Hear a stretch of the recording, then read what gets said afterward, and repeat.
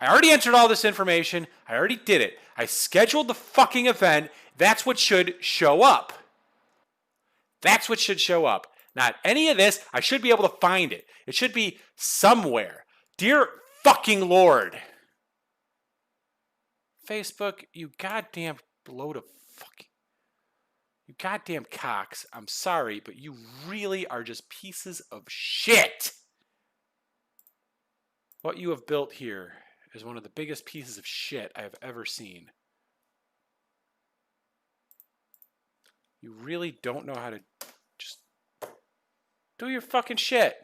I created this already. I already set this up, and now I just have to set it up again, apparently. I have to set it up brand fucking new because you fuckers at this fucking billion-dollar company can't do a goddamn thing right.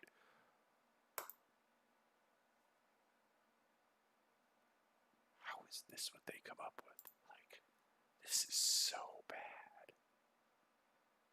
This is so bad. How is... You just have to wonder, like, how is this what they come up with? You always have to wonder, how is this what they come up with? I'm just like, it's so bad.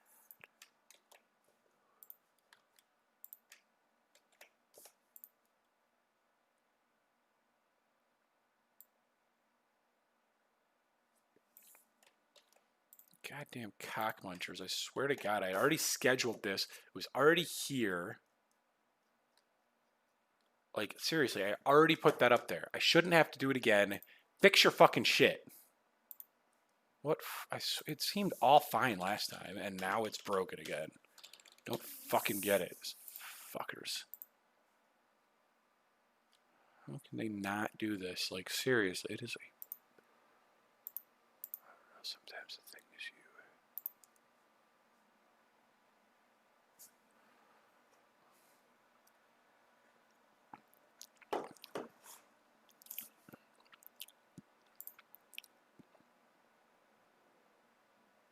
I'm not live right now, am I? I better not be.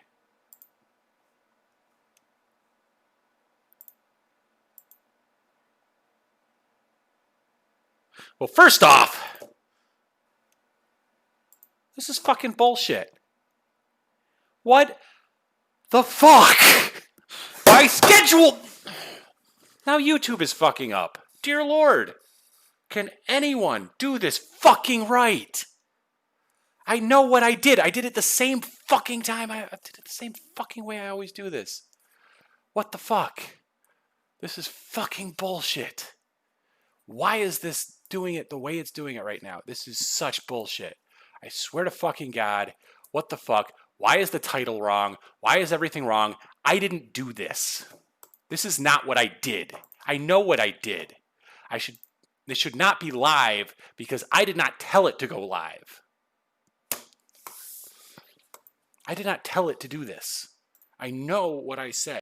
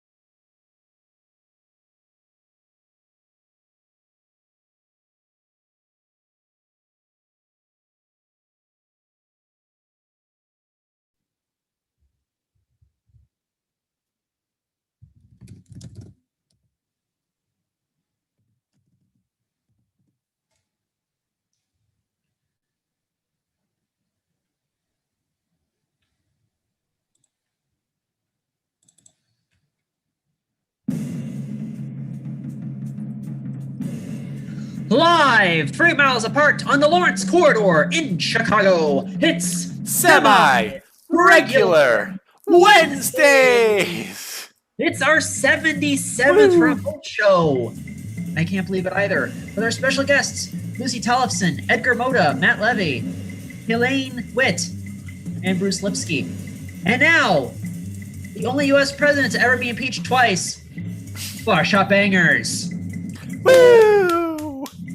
Stuart, I mean, I don't think we hold that distinct honor, though. No, and We it's a don't. pretty noble thing, too. Uh-huh. Yeah, and yeah, I'm glad neither of us have been impeached. That's true. Neither of us have been impeached. Granted, I've never been in a position where I could be impeached, so... Yeah, or, or at the very least, a writ of censure. Mm-hmm. Anyway. Yes, good evening, everyone. For those of you who don't know Dan and I, we are the Barbershop Bangers. We are an improv duo based out of Chicago. We have been performing together for almost 8 years. We're going to celebrate our 8th anniversary in April. And we've been hosting Zoom shows pretty much every Sunday and Wednesday for almost 10 months now. And yes, we've been keeping track of how many shows we've been doing. We even have we've always like telemarks like in chalk on the wall, like if we were like in some Portuguese prison or something. For real though, we are glad that you can tune in tonight. We have 5 really wonderful comics. Oh yeah. Yep. Now, Dan, before I introduce all of our acts this evening, if you could say a few words about some of the small businesses we're supporting, plus some ongoing fundraisers. Yes, so if you look at the banner below, you'll see a rotating cast of images. Also, if you read in our description, I have a lot of this stuff in there too. So first off, there is a campaign, a GoFundMe campaign organized by the comedian Chris Redd. Chris Redd is trying to raise money for Black Lives Matter's protests who happen to be affected by COVID-19. Because they're out there, they were, out protesting, and he's trying to raise money to help cover the medical costs. Second, there is the bar that Stuart and I usually do this show at, but unfortunately they're closed, so we figured out how to do this virtually. But they are still trying to raise money to try to help tip their bar staff. That is Shakers on Clark. If you haven't been to Shakers, I highly recommend it. They have really great Long Island iced teas. And they also have a new location now. And so once this pandemic is over, cross our fingers, we'll hopefully go be back there. So anyway, Shakers has a GoFundMe going on, and so if you are at home and you are drinking a alcoholic beverage, I don't know, I have one right here. Actually, you can't see it because of my green screen and whatever, but oh, there it is. I have a bottle of wine here. I'm drinking it. If you're at home and you are drinking an alcoholic beverage or another beverage, maybe give the money that you would have given to a bar for that beverage to Shakers. You can find a link to the GoFundMe in the description. Third, there is a really great gym. It's called Bodi Shak. It serves the Uptown community, and I'd really just recommend it. They have really great classes normally, but right now they are they have kind of switched the program a little bit, where they are just kind of like you can book a time to go there and work out, and use all the equipment in limited numbers because there's a pandemic going on. There's also a link to the GoFundMe if you just want to give money to them, just because.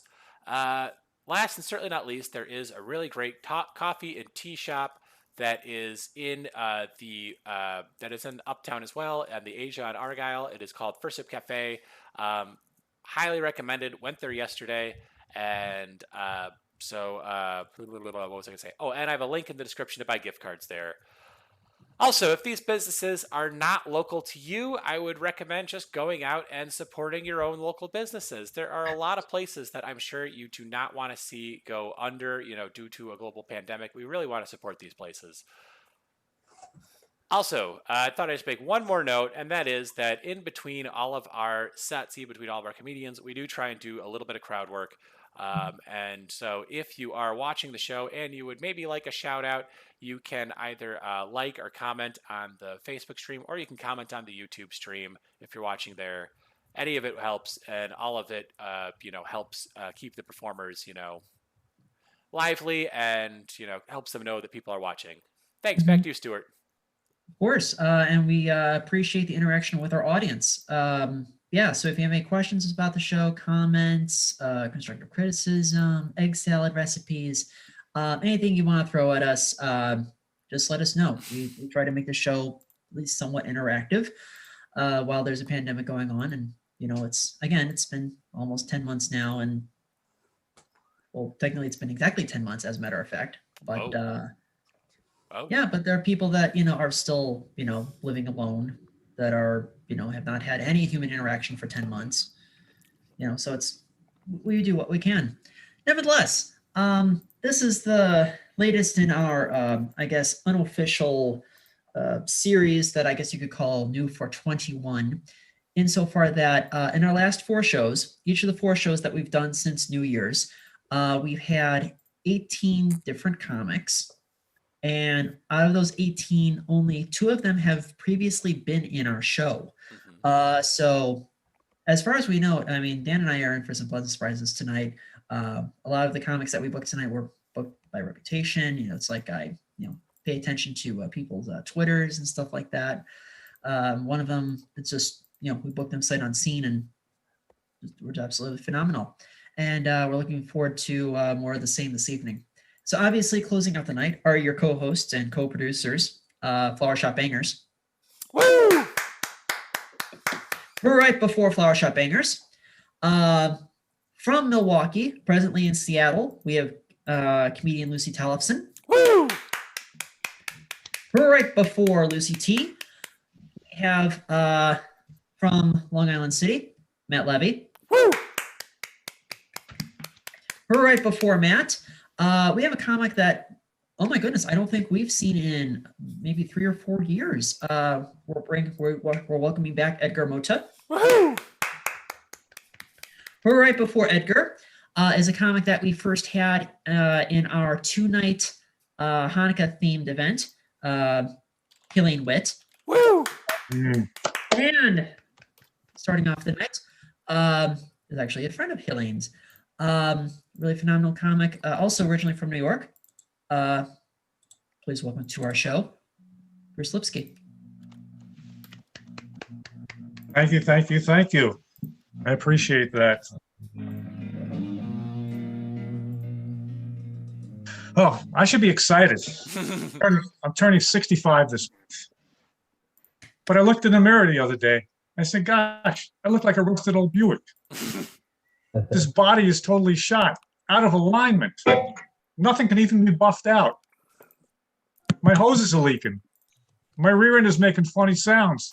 And my ball joints have all dried up. I said, uh-oh, I better get Mako. Mako says, oh, no, you better get Medicare. And in my house, if I had a leak, I used to call my plumber. Now I call my urologist. And he's $50 cheaper. And, some of you young people in the crowd over here, it's Friday night, the music comes on, you're on the dance floor, you go bust a move. I'm afraid to take my wife dancing. I may bust a hip. And I'm starting to forget a lot of things.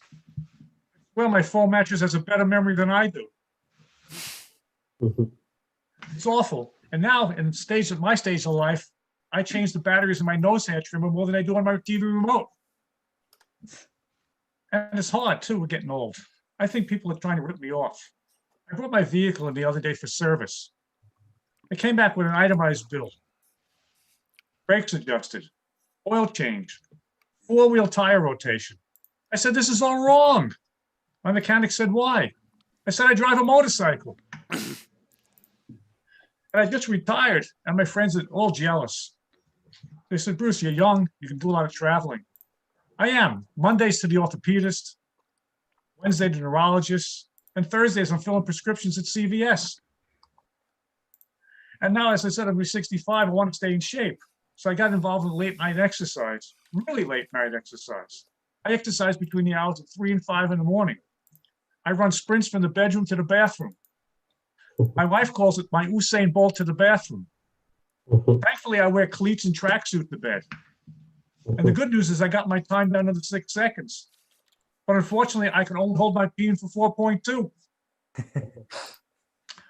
But my wife is into fitness. She takes goat yoga.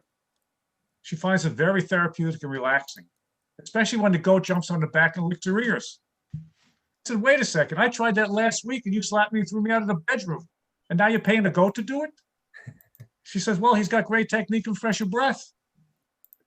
So I asked her, did they allow kids in the class? She said, no, they only use adult goats.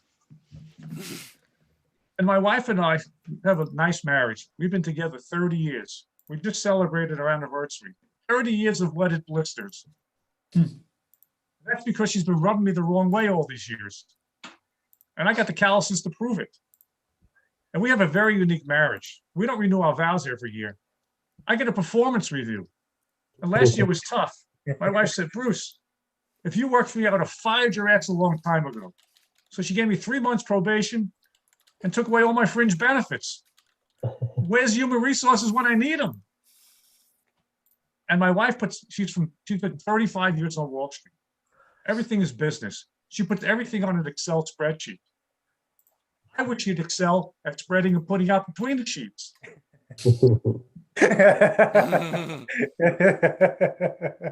And before I met my wife, I dated a lot of people, very famous people. In fact, a famous TV weather person. Not Al Roker. But the first time we got intimate was like a bad winter forecast. She was predicting 10 to 12, and all she got was 2 to 4. And man, was she disappointed. She was so angry. Now I know why they name hurricanes after women. And this pandemic has really done something with my wife. You know, she's been great. I actually got tested positive for the COVID back in March. And because I was quarantined, you know, sex and all that fun stuff was basically ruled out. But to keep the passion alive, my wife cut up one of the Victoria's Secret's black lace bras and made masks out of them. Thankfully, she's a double D, or else it would never fit over this Jewish nose. You should just see what I did for her with my athletic supporter. And because we were quarantined, we couldn't go shopping. So our local supermarkets were very nice. They had home delivery.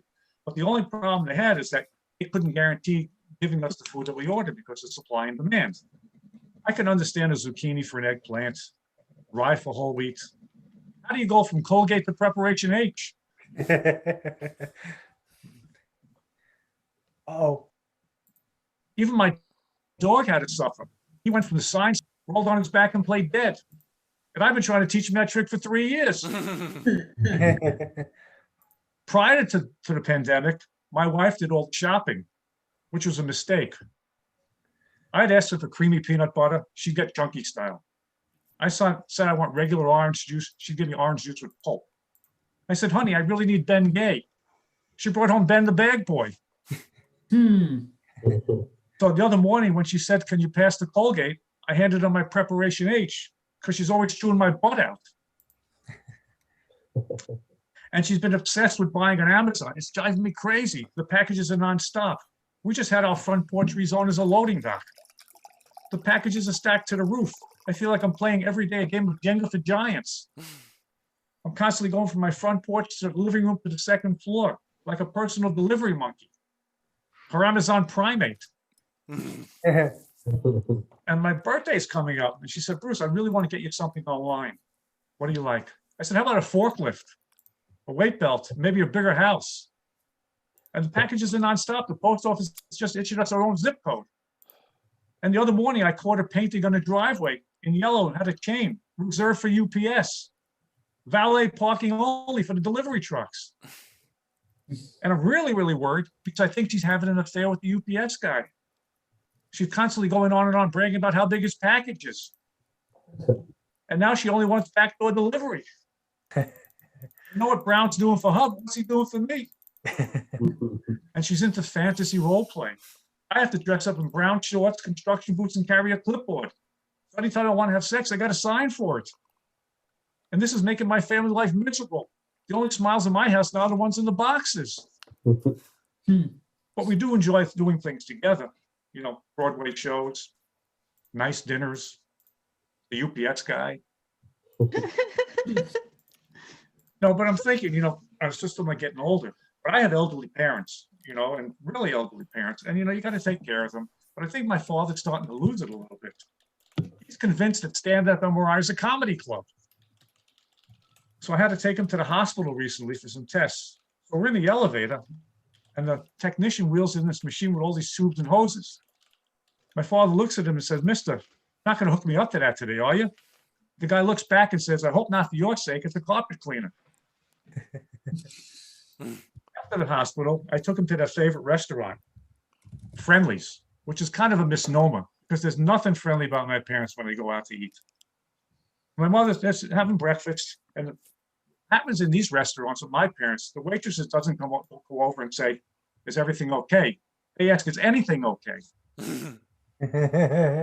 And they brought over the manager. My mother said, "Please come over here." She said, "It's bad enough my eggs are runny and my toast is burnt. How come you no longer serve coffee in those nice brown friendly mugs?" The manager stopped and said, "Lady, because people kept on stealing them." My mother said, "Oh, that's too bad. I only needed one more to complete my set." Now I have a mother with a mugshot for being a mug thief. So I told my mother, "Don't worry, next week we'll go to Denny's. We can start a new collection there." But it's really hard. We're running out of restaurants to take them to. It's gotten so bad that restaurants are now reviewing them on Yelp. That's how bad it is. Awful. And my wife, as I mentioned before, she's been crazy spending. She just bought a designer dog. $4,000 she spent on this dog. She carries him around like a Gucci handbag. Except the Gucci handbag only costs $2,000. And I'd rather have the handbag. At least it doesn't need to be walked 6 times a day. Awful. And this dog, she dresses him up in silk pajamas and have a gold collar and a velour smoking jacket. She named him Mr. Fabio. And he's totally invaded my bedroom. He lays on my side of the bed next to my wife snoring and farting. That's my job. What's left for me? I think this dog hates me. He gives me these crazy looks when I go into bed. I'm afraid I'm going to get bitten, growled at, and snapped at by my wife. And I got the only dog in the world that has restless leg syndrome. I haven't slept in 3 weeks. Constantly getting kicked and jabbed. And my wife says, "How do you know it was a dog?" And one final thing. She's gone nuts. I get $14 haircuts. She has this mobile grooming truck come to the house every 3 weeks called the Rough Life, RUFF. I got the Rough Life. $150 for a blueberry facial, nose and paw moisturizer, and a haircut. I said, "Why?" The dog's smelling other dogs' butts all day and rubbing its nose in crap. I'm the one who needs the blueberry facial for the $150 because in 30 years, my wife has always been rubbing it in my face. I think I need a husband rescue. That's my time. Thank you very much. Woo! Lipsky, everybody. Thank you. All right. Thank you so much, Bruce. I can relate to those tiny dog problems. When my mother and my sister first adopted Duke is 16 years old now, 16 and a half. Yeah, I mean, they kind of went out of their way to buy him clothes. So he has like a couple of nice sweaters. He's got a polo shirt. He's got a couple of winter coats. I mean, just something about tiny dogs, basically being like surrogate babies. And at the same time, totally up for being mollycoddled. Totally doesn't have a problem with that. Thank you, Bruce. Helaine Witt on deck. Thank you. Now, I have one small piece of business before we get to our next act. Now, when Dan and I moved our show to Shakers in July 2018, Shakers on Clark, we began a 2-man campaign to save Chicago Barprov. So just a quick history. Dan and I first cut our teeth on the Chicago Barprov scene, Barprov being a portmanteau for bar improv, but not necessarily exclusive to improv. And we used to do shows at Underground Lounge. That's where we did most of our shows the first 4 or 5 years we were around. We did shows at Mullins, AJ Hudson's, the Crocodile Lounge, Horseshoe, a bunch of other bars throughout the north side of Chicago. And I guess you could say that the early and mid 2010s were kind of the peak of the plateau of Chicago Barprov. And one by one, those shows started getting canceled. Those bars started going out of business. People just kind of moved on. And by the time we moved to Shakers 2.5 years ago, the very concept of Chicago Barprov had its back against the wall. And we wanted to be that tent pole for seeing free comedy and free variety while you're getting shit-faced. So as an incentive to save and maintain Chicago Barprov, we have set up this Improv Tip Jar. It's made with only the finest duct tape and plastic solo cup. Yes, there is cash inside this tip jar. And it's an opportunity to allow people to support the show, but at the same time, it's a way of giving back to our performers. At the moment, our virtual improv tip jar is standing at $29.40, which means split 7 ways, all of our performers tonight are going home with at least $4.20. Woo! Not tell any of our performers this was a paying gig. So if you would like to donate to the tip jar, I'm not expecting anyone to walk up to my 3rd-story apartment in Ravenswood Manor. Dan is not expecting anyone to walk up to his 3rd-story apartment in Uptown. So we would like you to donate virtually. You can either Venmo me or Dan. Mm-hmm.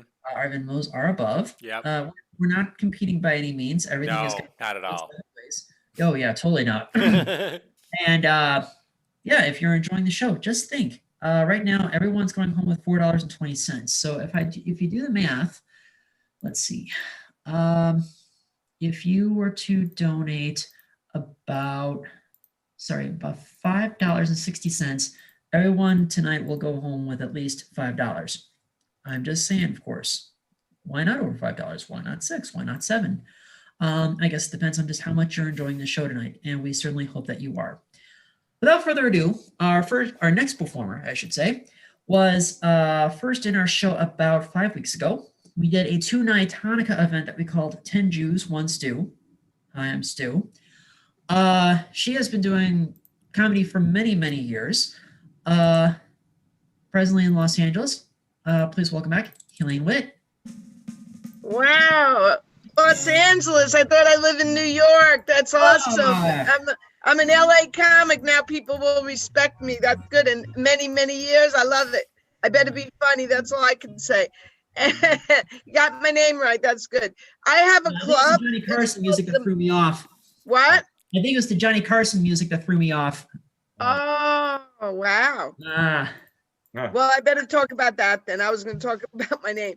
So go ahead. Johnny Carson music is because when I was young, like Lucy, if I may assume you're much younger than me, Lucy, which is a compliment, I wrote some jokes that I sent to Joan Rivers through the mail, because that's what we used to use, the mail and a typewriter, which was a machine that old people used to use. Anyway, I sent her some jokes. They told me, her people told me what subjects to make the jokes about. She was telling jokes as she covered for Johnny Carson as the MC, the host for the Johnny Carson Late show. So imagine my excitement when we used to, my friend and I, Bob Reynolds, used to tape the show every night, and we wanted to sound like her, think like her, and like, you know, be her. She told 2 of my jokes on the Johnny Carson Tonight Show. So that's why the Tonight Show music. And I may as well just tell the 2 jokes. One of them, she came out, it was Income Tax Day, and there was a popular song by Olivia Newton-John. Then it went, let's get physical, physical. That was the song. I don't know if any of you remember it, Bruce will. So anyway, she comes out and she says, it's Income Tax Day today. And my accountant's dancing around the office singing, let's get fiscal, fiscal, like fiscal year, F-I-S-C-L. And then she said the joke again. She said it 3 times. She said, like, laugh at this joke. So my joke bombed 3 times. She said it 3 times, and it couldn't have made me any prouder that she had to say my joke so many times. The second joke was something like, in LA, statistically, 1 out of every marriage ends in divorce. That's why I put my money in the Infidelity Savings Bank. So I was very proud that she told my jokes on Johnny Carson, and that's why. Now, Joan, there's my alarm. Make sure you go to Stuart show. Sorry. Okay. How long have I been in the business? So I forgot what I was gonna say. Oh well, totally forgot what that was about. Oh, well, I was a school teacher in New York, because that's where I live, New York, and I'm retired now. And my school was the toughest school, toughest elementary school in the whole city. I mean, when we were young, we used to carve our sweetheart's name in the desk. These kids carved their sweetheart's name in their sweetheart. And like this kid was so rude, he's picking his teeth. Hey, that's my car antenna. And the principal would say, no matter what goes on in the classroom, make it into a teachable moment. Like he's in his office with the door shut. He has no idea what we deal with. I'm 5 feet tall and I'm breaking up a fight. And this kid goes, he choked me and strangled me. Terrible. I said, stop. This is a teachable moment. He didn't strangle you terrible. He strangled you terribly. You're using your adverbs incorrectly. And when I was teaching measurement, they never gave us money for supplies. So I had to go home and bring in my bathroom scale, my Weight Watchers scale, and my cocaine scale. I'm only kidding. Would Stuart have me on a show, Nice Jewish Girl? I never went to Weight Watchers. But they have something new today. They call it the participation trophies. That means every child gets an award just for showing up at my school. And I was thinking that would have been really convenient during my honeymoon because I was married twice, so both honeymoons. They participated, but very little was accomplished. But I'm getting older, and I love getting older because, first of all, I'm retired. Second of all, Wendy's coffee costs half price once you're my age. So, I mean, why else would you not hope to get older? Lucy, don't be that jealous. And, you know, I'm on all these Zoom shows and I'm staring at myself. So I try to have the positive attitude. So this friend of Bruce and I who does comedy, maybe he'll be on the show next time if he plays his cards right. His name is Ziggy. He coincidentally was born one day after me and in another Brooklyn hospital, not the same one, but it's so funny that we're both born one day apart in 2 Brooklyn hospitals. So I can't help but stare at him when we're on these Zoom shows every day. And the first thing I notice is his big white mustache is much thicker than mine. And I'm losing more hair than Ziggy, but I know where it's going. My hair's going to my knuckles. So if I fall and I can't get up, I have a nice buffer. One thing he doesn't have is the varicose veins. Again, I say, Lucy, wait till you see these. They're rainbows on your leg. I call mine the Google roadmap to adventure. One of the roads takes you to the Sterling Forest. I'll break that down to you young gals out there in Facebook land who do the Brazilian and all. This is a clean show. I should change the subject right now. And the other road takes you to Death Valley. But I'm almost finished. So in closing, I'll tell you that I was at Woodstock 50 years ago, and I was at Woodstock this time 2 years ago in Delaware, and a few things stayed the same. Like they both had a tent. The tent 50 years ago was for bad acid trips. That's a drug, LSD. That's a drug, Lucy. We used to take a major hallucinate. And the tent this time was for bad acid indigestion.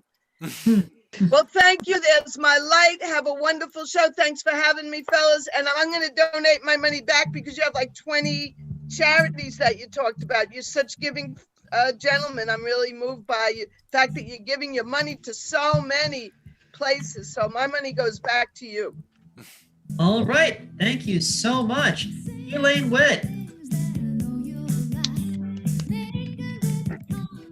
I'm assuming that's the song, Helaine? Thank you. I love it that you played that. That's awesome. Memorable music video, too, if I'm not mistaken. A bunch of guys running around in towels.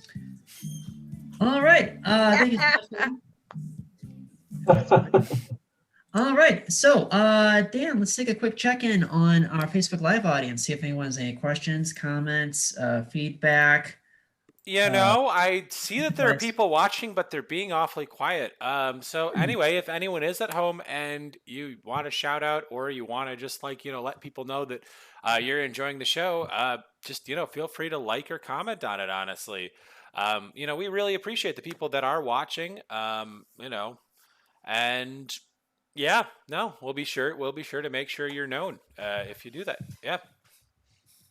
Also, if you have missed any part of the show so far, this entire show is being recorded and will be archived on the Flower Shop Bangers Facebook page right after this show ends. So at about, by my best guess, about 8:20, 8:25 Chicago time, about 9:20 New York time.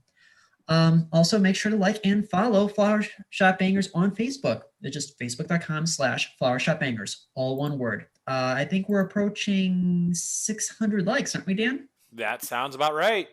I think we're right now at about 577 when I last checked. I mean, Sure. we're so close. You know, it's we've built this entire audience almost from word of mouth. So you know, please spread the word about this show. We have stand-up comedy and improv and Lord knows what, just about every Sunday and Wednesday. Sometimes magicians, sometimes mentalists. Yep, we've had those. We had a guy this past Sunday who did song parodies and he had puppets. Yeah. It was Musicians here and there, yeah. Exactly. We're going to have a musician in our show this coming Sunday too. So please make sure to check that out. Without further ado, our next comic is originally from Chicago, but is now based in Los Angeles. We first had him in our show back when we were producing our show at Underground Lounge. This would have, I want to say, somewhere around, I want to say November or December 2016. In any case, it is a pleasure to welcome back to our show, Edgar Mota. Thank you. Oh, it's been a while. Wow, that long. 4 years. Lots changed. But hey, it's still great to be part of the show, whether it's virtual, real life, whatever. Glad this happened. Glad we communicated. But now, hey, I'm enjoying the show. I mean, I've already learned so much, you know. I learned Bruce likes to compare his physique to a used vehicle. I learned Stuart likes to confuse LA with New York. It's common. You know, it happens. And yeah. But I am Latino. Edgar Mota is my short name. My full name is Edgar Raul Mota Hernandez. You killed my father. I'll see you in hell. The third. Iglesias Ramos Ramirez Julio Enrique Roberto Alejandro, which is my mom's maiden name. And I have to use that to access my bank account. So long wait. My last name is Mota, and I'm gonna guess by the reaction, some of you guys, that none of you speak Spanish unless you're ordering off the menu. But Mota is Spanish for marijuana. Yeah. Hey, you get a lot of street cred when your last name is a controlled substance. Yeah. Until they find out I never had Mota on me, so they started calling me No Mas. Yeah, it's tough in the streets. But I remember the other day I heard someone say, "Go back to where you came from." I'm like, Chicago? Like, no, it's too cold. I'll go to Mexico first before I go back to Chicago. But yeah, I am from Chicago. From a dangerous part though. I don't know if you guys have heard of it. It's called Chicago. Yeah. A lot of people think I'm white, and I'm not. I'm pale brown. Yeah, and it's like white, but without the privileges. So just a lot of. I envy that, but life. You know, but a lot of people say I don't even look Mexican. No, they say I look Russian, Armenian, awkward. In Eastern European, terrorist. Yeah, growing up was tough, but of course, my dad told me one thing, and that was, Mijo, don't get married, which was also the toast he gave at my sister's wedding. Yeah. But hey, he has nothing to worry about because I've only been in one relationship and it ended after 1 month. Yeah. I not only listened, I exceeded and went above and beyond. Yeah. And yeah, I don't know. People, I don't know what it is. Maybe I'm just scared of like being in a relationship or just women in general, I'm scared of women more than COVID. People say, watch out for COVID. Like, too busy watching out for women. Yeah. And in college, I decided on majors based on how much I can talk to women the least. But like women so much, but I like women so much that it scares me. Which I hate because, it limits my career opportunities, Like I can't be a professor. I give all the girls A's, so I won't have to talk to them. Oh crap, she's coming. A, but I wrote this in crayon. Extra credit, please. Leave me alone. I can't be a lifeguard. I have to ask for consent every time I try to save her while she's drowning. Excuse me, ma'am. Hey, I was wondering if I could, carry you to shore, give you mouth to mouth if needed with consent, of course. Yeah, gynecology, that's not even on the table, It's like lady comes in, does this look infected? Can you check it out? Like, nurse, just wouldn't work. It wouldn't work for me. And then growing up, I used to be bullied by girls until I had an epiphany. I moved. Yeah, most kids hate women because they'll lose their friends. Me, I had nothing to lose. During this pandemic, women are staying 6 feet away from me. But before the pandemic, women were staying 60 feet away from me. I'm the only guy who's gotten women to come closer by wearing a mask.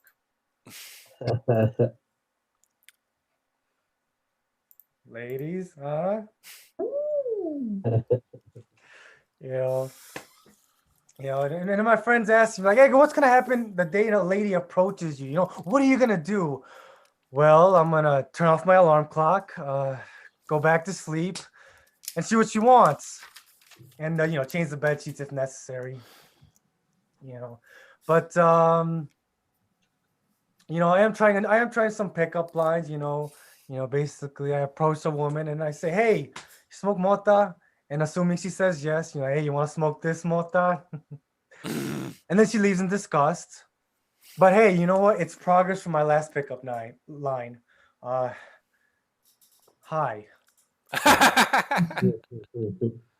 Guys, I'm going to end it on that note. Thank you so much. Stuart, thanks for having me back, Oh, absolutely. And we'd love to have you again anytime. Edgar Mota, everyone. Hey, Dan, any updates on the Facebook Live feed? Yes, I thought I would give a shout out to someone that I see who liked our feed. That is Mitch Kessler. Mitch is Stuart and my teammate at One Group Mind. One of a really great spot if you're ever looking for a comedy. They are now have 3 different tracks you can take for comedy education. One is the stand-up track, one is the improv track, and the other is the theatricals. I thought I'd throw a quick plug in for that because honestly, I think it's a great program. And also, Mitch is a great dude who just watches this show all the time. We really love him. I really miss you, Mitch. Anyway, yeah, that's just about all I got. Back to you, Stuart. Also, I have to comment on your shirt, Dan. Oh, thank you. If anyone is Christian or is not, Jesus Christ didn't die for you to be an asshole. I mean, it's the honest to God truth. Yeah, it is true. Son of God truth. Also, a little bit of foreshadowing with Edgar Mota's wall decoration, because I think we have 2 hacker backers in our show tonight. Oh, yeah. Yeah. Hey, 1 seed, man. 1 seed. Okay, yes. I mean, maybe it'll be another 4 years, Edgar. Bear down. Chicago Bears. Make every play lead the way to victory. Yeah. Also, just want to take a quick second to promote something that I consider like a side project, something that I do in my own right. I run a Facebook comedy page called squ.re, which recently surpassed 1,800 likes. It's a page where I basically post late night style monologue jokes, like the stuff that Helaine wrote many, many moons ago. If you'd like to check it out, please like and follow at facebook.com/squ.re. As you would imagine, Dan and I, we have quite a bit of real estate on the site that Zuckerberg built. Mm-hmm. So facebook.com/flowershopbangers, facebook.com/squ.re. Without further ado, our next comic is originally from Long Island City. It's a pretty solid Twitter game. There was a little bit of confusion when I first booked him because he shares his name with a guy that I did not like in high school, and I initially thought it was him. But I'm very relieved to know that this is not a little asshole named Matt Levy. It's actually a very funny man named Matt Levy. Welcome, Matt. Welcome, Hey, Matt. what's up? I am a little asshole, Stuart. Sorry for Oh, ruining it. I'm Dang a it. little asshole, man. 0 for 2. Thank you guys for having me. Also, happy 33rd day of Hanukkah, everybody. Party don't stop.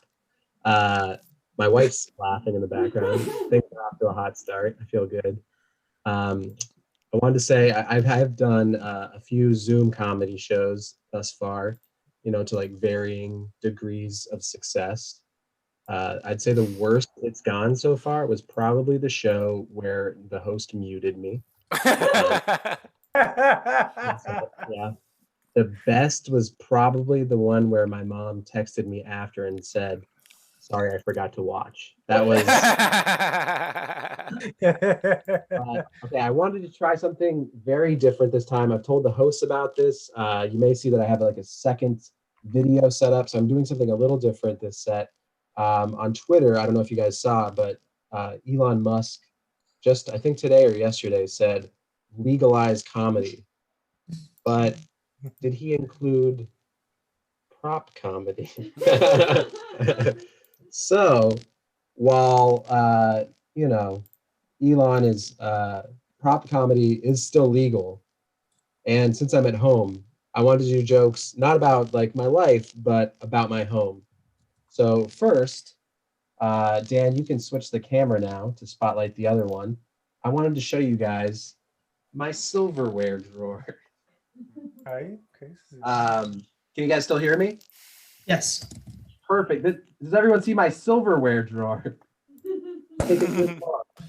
And what I see every time I want a fork.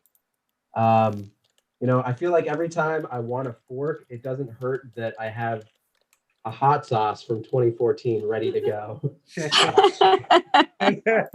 Feeling great every time. Okay, we've got a lot of silverware. Me and my wife, we even still save plastic silverware. Every time we go out, we say, you know what? We can't get enough.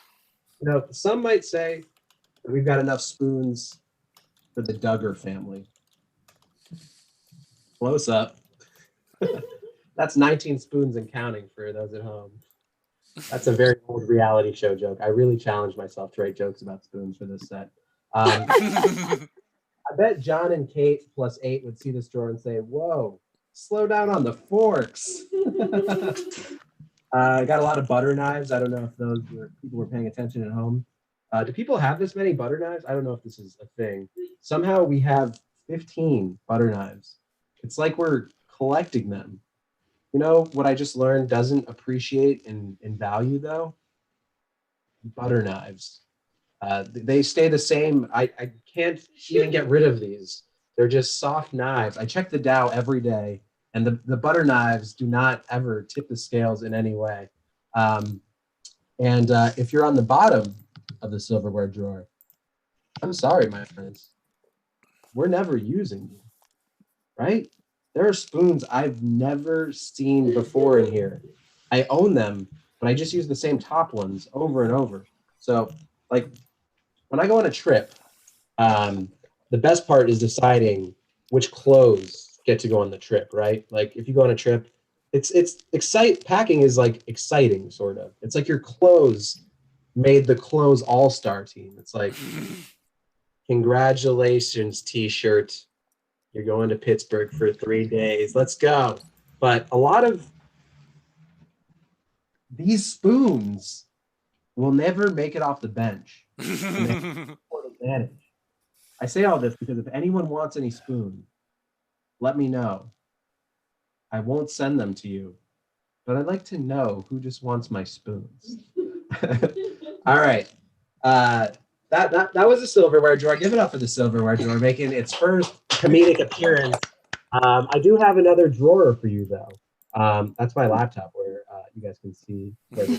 I do have another drawer for you. This is the undrawing. Sorry, I have to go down a little bit. This drawer right here doesn't open easily. That's how you know it's good. Things down to open this drawer. Oh yeah. Oh yeah. That's a utility drawer, right? This is where you get your micro hoarding in, right, folks? That is how you get everything you've ever wanted in your house in 6 inches by 12-inch space. I'd say utility drawers are like me after a big lunch because they're full and won't be much help. I really struggled writing some jokes, guys. Your place can look clean, but it's because you're hiding all of your stuff in here. This is the 1 foot by 6 inch toolbox for every not handy person in the entire world. Oh yeah, we've got, measuring tape, rubber, and duck sauce. Yeah, I have more sauce in here at the very bottom. Should any major disaster happen, you are covered in the hot sauce department. You've got it. You guys know how Marie Kondo says to throw things away that don't spark joy? Nah. Throw it in the utility drawer. Dead batteries? Find them in here. You'll try them because you think they work. No. Still dead. There's no reanimated batteries. Did your, iPhone charger stop working? Throw it in here. You can try and see if it works again in 5 years. I don't know if you guys have the same phenomenon. Do you think there's a flashlight in here at your place? You think there's something useful in the utility drawer? There's no flashlight. Do you guys save menus to places that you've never been to before? The Beanstalk Cafe. If you put it in by my door, I don't know if you guys have menus come to your door. I'm gonna feel guilty about throwing it out, and I'm gonna save it until the place closes, and then I'll still keep it. The Beanstalk Cafe closed in 2012.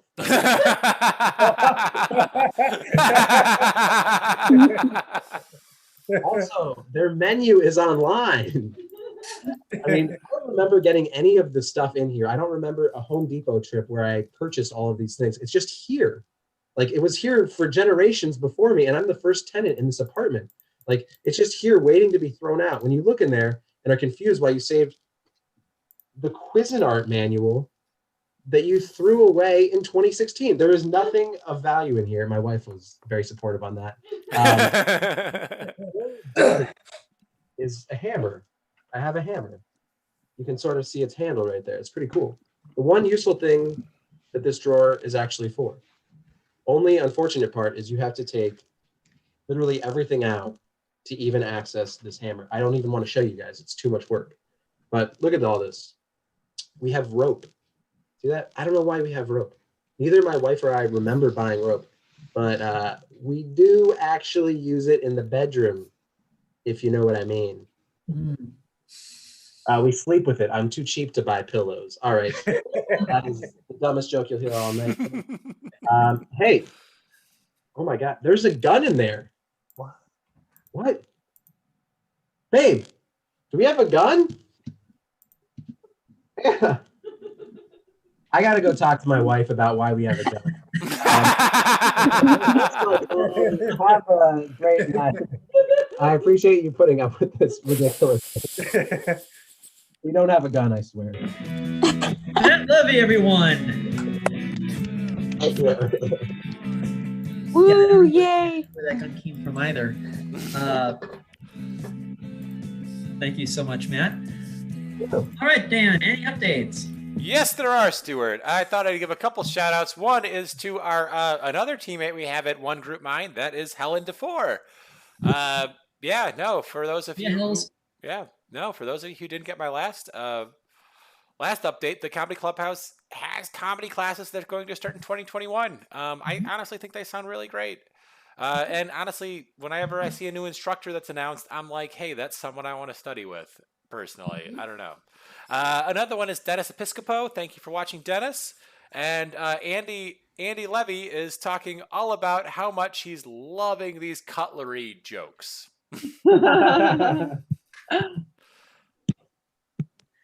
Oh, that's a pleasant surprise. Good to hear from you, Dennis. I just lost my train of thought. Boy, I've been like super sloppy hosting tonight. By the way, we still have that improv tip jar still hanging tight at $29.40. So if you would like to donate, again, my Venmo, Dan's Venmo, we'll present it again before the end of the show. Our last comedian of the night is the host of a podcast called Mind the Gap, which can be heard on Anchor FM and other podcast sites. She is presently based in Seattle, Washington, but is originally from Madison, Wisconsin. I'm plenty familiar with the area, and we just want to assure our next comedian that we are a safe and inclusive space. If you're really from Beloit, we will look the other way. Please welcome to our show, Lucy Tollefson. All right. Thank you. I am not from Beloit. Fuck those people. All right. All right. Thanks for having me. My name's Lucy. When I was a kid, my family gave me a nickname, which was Lucifer. It's worse than you guys think because I grew up in a non-religious family. So they weren't calling me the devil. They were saying they don't believe in me. Before I was named Lucy, my mom wanted to name me Marley after Bob Marley, but was worried that I would get teased for having like hippie stoner parents. So she just named me after acid instead. But Lucy, Marley, I have a sibling named Riley. Starting to think they just wanted dogs. Those are all dog names. No, I was definitely planned and wanted. I found this picture of my mom drunk at a party, shoving a corn on the cob into her cleavage, as us Midwesterners do. And she pointed to the photo and she was like, "That's the night I got pregnant with you." So definitely planned. And my dad is an ear of corn. No, I'm kidding. I'm not from Iowa. I'm originally from Wisconsin, like Stu said. I still use a bank that's based there. And when they called me the other day, I realized that the automated voice had an accent. It was like, "Oh, we saw there was some unusual charges on your card there. Just wanted to call and make sure it was all okay." And then when they put the call on hold, instead of hold music, it was just small talk. Like, "Oh, it's a bit chilly out there. How about them Packers?" It got me thinking about robots in other cities, like in New York in the crosswalk. It's probably like, "No walking here." Or in Seattle, where I live now, the robots just ignore you. But I've lived in Seattle for a little over 4 years now. I really like it here. I assimilated pretty easily because I was already depressed when I got here. So just bought a couple more flannels and became really good at not making eye contact.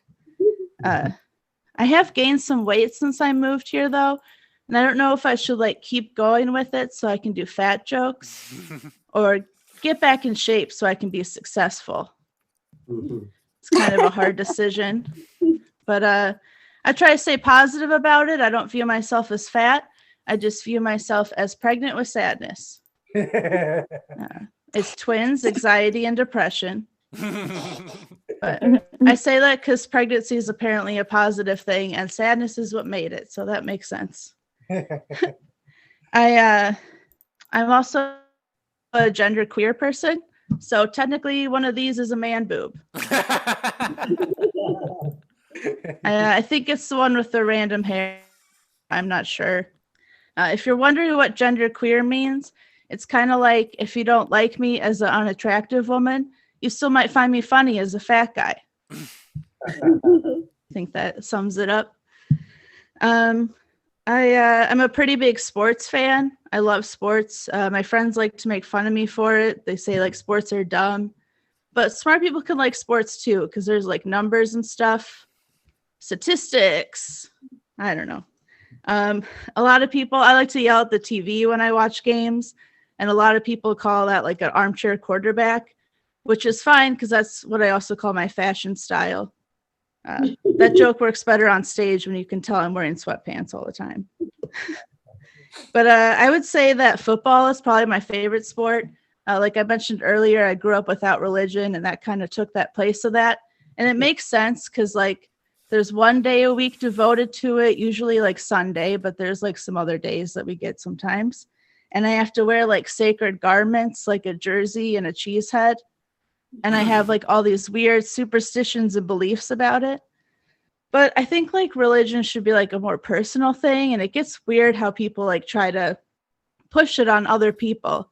Like I don't run around and go up to people like, hey, have you heard the good news about Aaron Rodgers? Have you guys heard he's pretty good? Okay.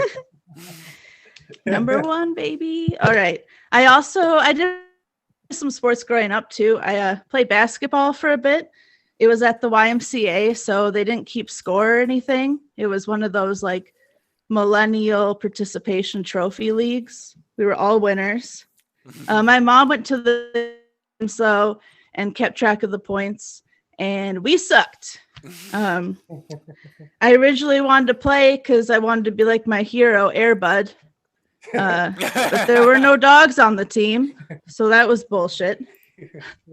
If you're wondering what position I played, it was pass it to Sarah. She's really tall for a fourth grader, and her dad's the coach, so give her the ball.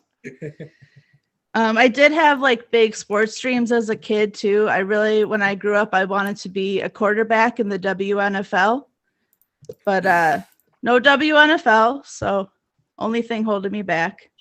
I have gotten a couple of concussions though, so it kind of worked out. I'm a millennial, so my arch nemesis is baby boomers. It's a feud going back hundreds of years.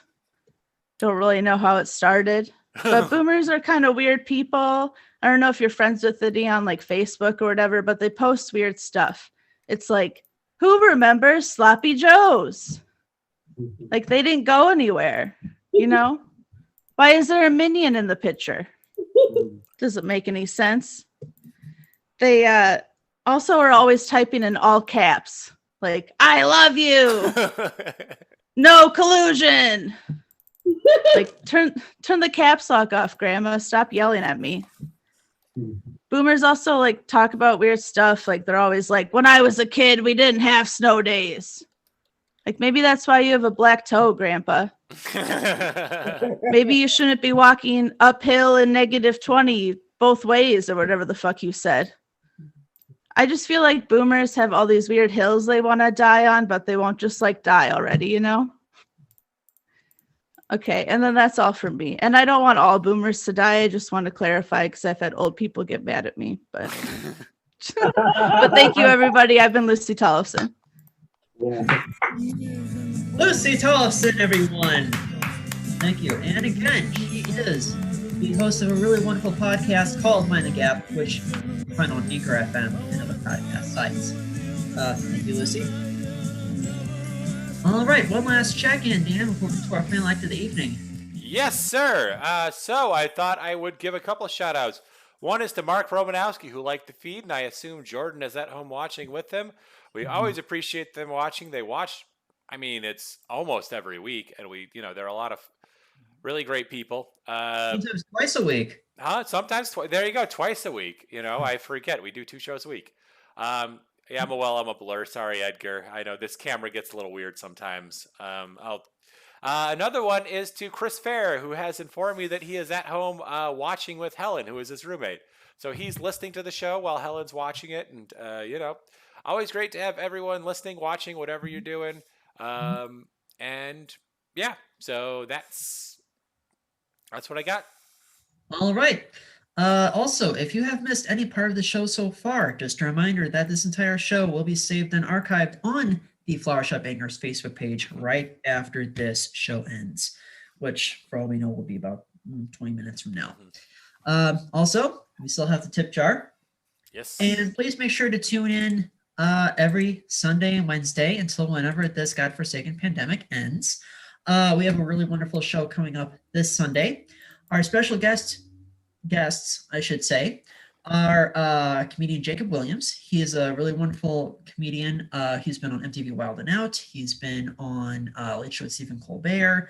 I want to say he's also been on Comedy Central as well. So please make sure. Plus, we also have music from Rivka Reyes. Plus stand-up from Nick Carter and an improv duo called Ophelia's Rope. It's our first improv duo that's not Dan and I in almost a month. So we're really looking forward to that. Yeah. That's a whole bunch of variety, and we hope you check it out this coming Sunday at 7 Central. Without further ado, your final act of the evening are the co-hosts and co-producers of Semi-Regular Sundays and Semi-Regular Wednesdays. The only difference is the day of the week. Until 10 months ago, they were hosting the show at Chickers on Clark in Boys Town. They'll be celebrating their 8th anniversary in early April. And they have performed in improv festivals in cities as exotic and far-flung as Omaha, Nebraska, St. Louis, Missouri, Green Bay, Wisconsin, Grand Rapids, Michigan, and Baltimore, Maryland. Please welcome Flower Shop Bangers. Woo!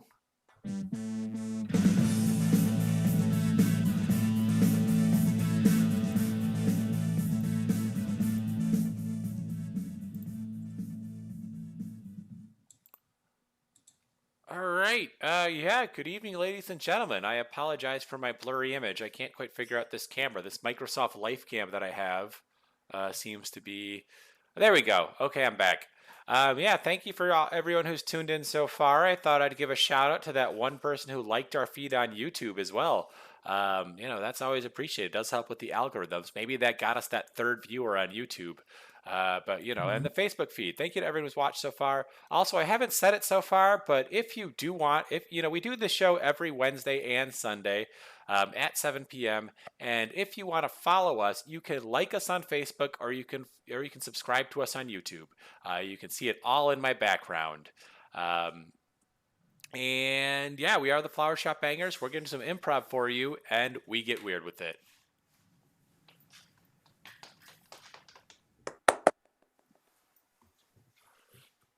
Wait a minute, where'd they all go? Where? Oh my God! Wait, no, they're not here anymore. I don't get it. This doesn't make sense. This doesn't make any sense, Bill. Okay, I'm freaking out. I know, I'm freaking out a bit too. Seriously, they were here 1 second, now they're not. I think they're all ninjas. Oh God, Are we surrounded by ninjas? Are we in a ninja fight? Is this? Oh God, I feel like I've seen this movie 100 times before. Really? Wait, we're in a movie? We're gonna be on the big I don't know. screen? I mean, it feels like a movie. It sure Bill! feels like one. I know. Oh. I thought maybe at first we were like on some kind of snipe hunt. We basically just got abandoned by everyone, and we have to fend for ourselves in the middle of goddamn nowhere. I gotcha. Yeah. Snipe hunts are serious business. Especially when the person pulling the prank and telling you that you're hunting for a snipe is very good at deadpan comedy. Yeah. Yeah. Their wit is a bit too dry. Mm-hmm. When the wit's a bit too dry, you're in for a struggle, I don't even know where my compass is. I don't even know which direction we're walking. I don't know where exactly we are. I gotta ask you, what did they say that the snipe call was? Because I know sometimes they say it's hoot, hoot, hoot, hoot. Oh, that was more like Oh, okay.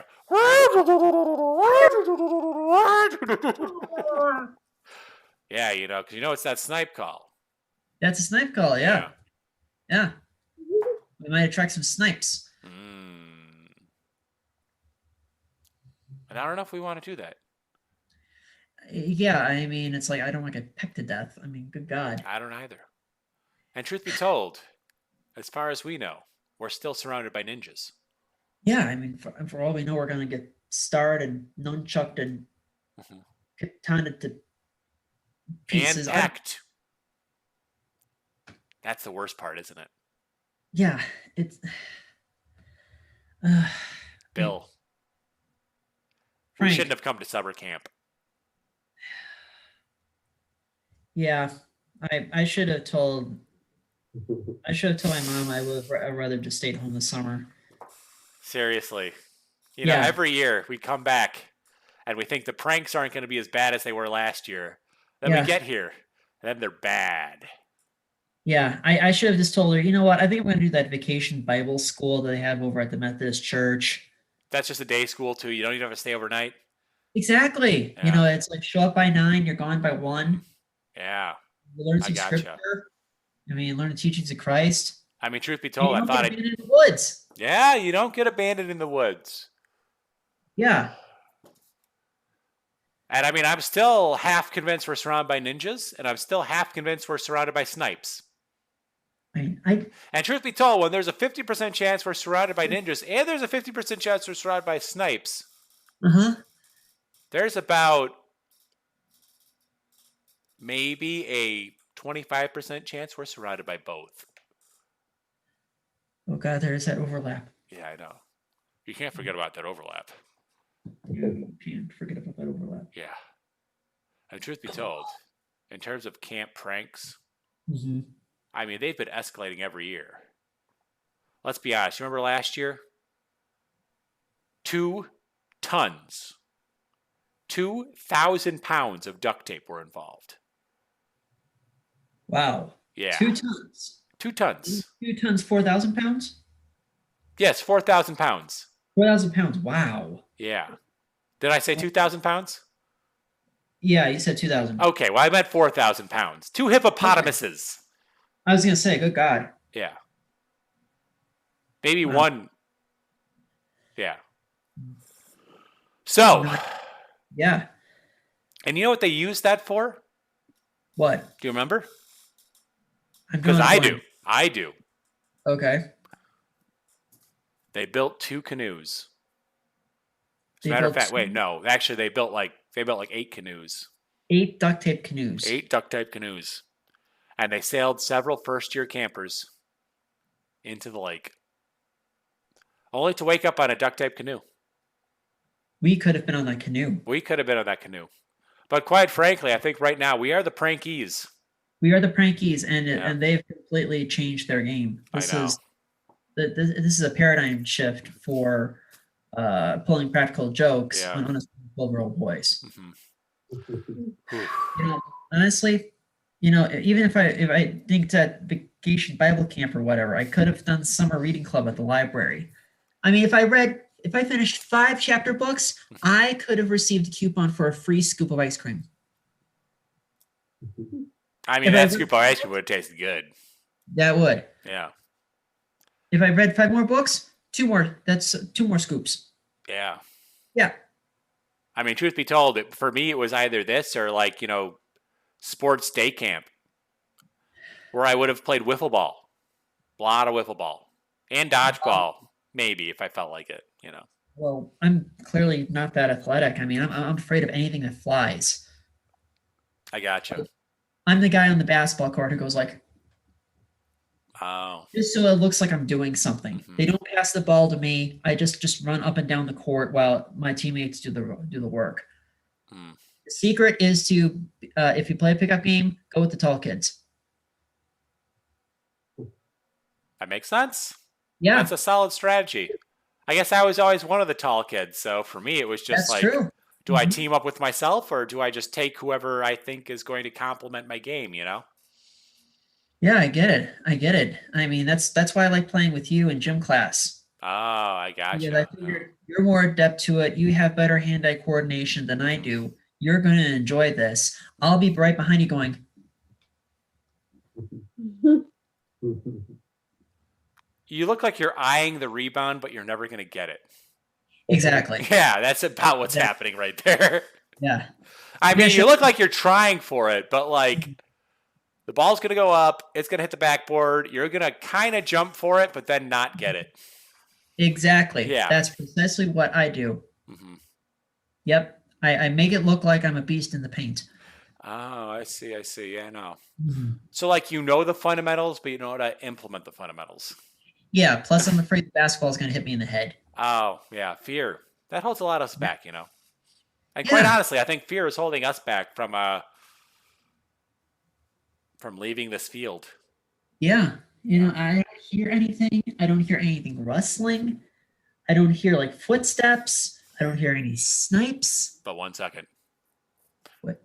We have not eliminated the possibility of ninjas surrounding us. And let's be True. honest, they're silent.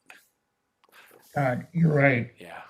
I mean, we could be dead in 5 seconds. I mean, let's be honest. We've probably eliminated snipes at this point Yeah. because they're loud. Mm-hmm. Not Yeah. real, but loud. Well, let me do another snipe call. Are you sure it was that? I think it was. Ooh, that's actually pretty good. Oh, okay, there we go. Almost like a real thing. Hmm. Wow, that's an excellent facsimile. Yeah. Mm. You know, I mean,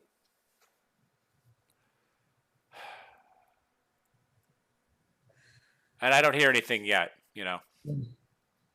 I don't hear anything, so I think that we can eliminate snipes from this prank. You know. Yeah, I mean, we've definitely been had. Mhm. But I do believe that it's always hard to eliminate ninjas, you know.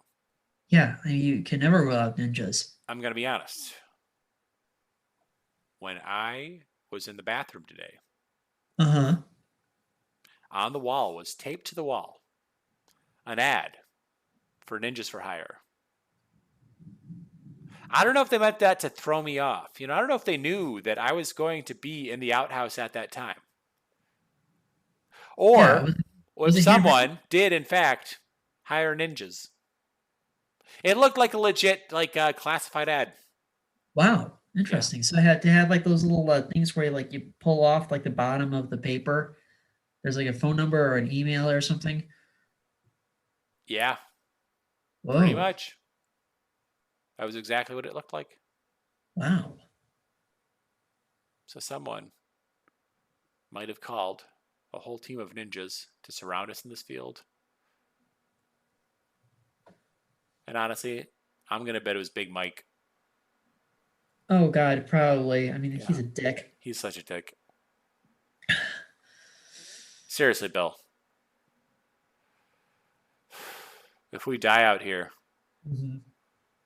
if we die the next Yeah. summer, Uh-huh. we're going to play wiffle ball in heaven. It sure seems like it. Yeah. I didn't even get to finish junior high. I didn't either.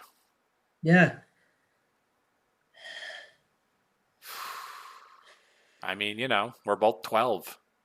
Yeah, exactly. I mean, I was sort of looking forward to 7th grade in the fall. Mm-hmm.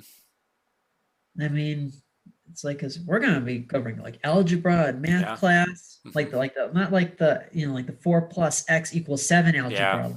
like actual actual concepts of algebra. Yeah. I'll be honest. I got my first boner this summer, and I was looking forward to which girl got boobs. You know, one of them has to. I mean, it's 7th grade. Come on, one of them got boobs over the Yeah. summer. No, I get it. I get it. I mean, I had mine a couple of years ago. Yeah. I didn't, Oh, good for I was you. kinda- You know. Yeah, Uh-huh. thanks.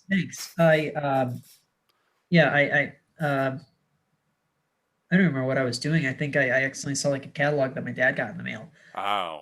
It was like I didn't really know what to make of it. But Mhm. next thing you know, it's like I want to pee, but I also don't have to pee. That's basically how I was feeling.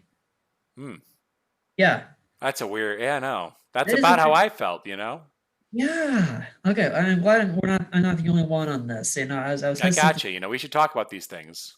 Yeah, I'm glad we're talking this out, while we're facing imminent death. Yeah.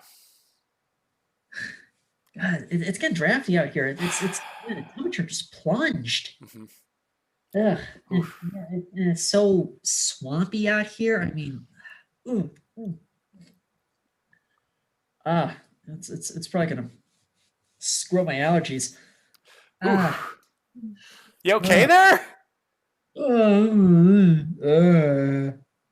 I can't tell if you're having an allergic reaction or if you're like morphing into a demon. Oh no. It really is my allergies. You kind of look like a demon. I'm congested. I'm sorry, but seriously, dude. No, don't run away. I don't want to die alone. I'm running. Okay, I'm just gonna chase after you. Okay. Oh no, no, come near me. You're clearly a demon. That's true. Oh, you look normal now. Oh, that's good. Sorry, I guess I just kind of freaked out, all the nerves.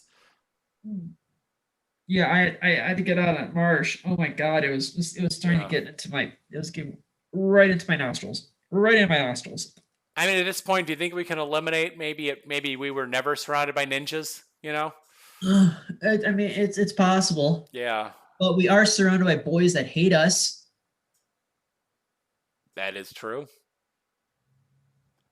Truth be told, maybe we were just absorbed in our own fear this whole time. Yeah, exactly. I mean, because I'm probably the shortest boy at this camp, so naturally I'm going to get picked on. Yeah. And I'm just the most awkward. Yeah, I mean, you've got the height to play basketball, so at least you have that. Yeah, but I don't have the social skills to interact with anyone. Yeah, I've noticed they always make you play pivot. Yeah, it's a little, I don't know. It is weird, Yeah. And sometimes they try to squeeze me next to that one girl just to see if I'll blush. Oh, yeah. They kind of hey, why don't you sit over here? And then all of a sudden they switch spots with me and they start moving their butt and moving me towards that girl that they think I like, but also I'm like, fine, I guess. I don't know what's going on. Ugh, yeah. Anyway, how's puberty going for you? It's hell on earth. It's hell on earth. That sounds about right.